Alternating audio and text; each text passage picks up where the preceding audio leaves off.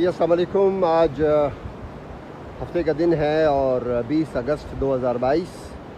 आप देख रहे हैं कि इस वक्त मैं डिस्ट्रिक्ट लसबेला में हूँ और डिस्ट्रिक्ट लसबेला में आज की जो सूरत हाल है वो इस पानी के बहाव की वजह से पूरा कोयटा कराची का रास्ता जो है वो बिल्कुल कट गया। मेन हाईवे तो कट गया है, लेकिन जो छोटे मोटे रास्ते थे आसपास के वो भी सारे कट गए हैं और जो लोगों की ज़िंदगी है वो बहुत ही ज़्यादा इस वक्त बहुत ही मुश्किल में है। ये मैं सिर्फ़ और सिर्फ बलूचिस्तान में डिस्ट्रिक्ट लसबेला की बात कर रहा हूँ।